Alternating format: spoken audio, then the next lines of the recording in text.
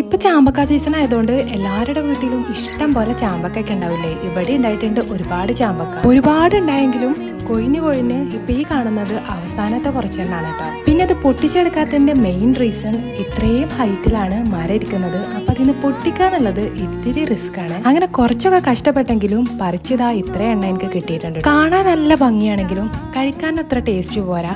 മഴ പെയ്തതുകൊണ്ടാണോ എന്താണെന്നറിയില്ല, അത്ര മധുരം പോരാ.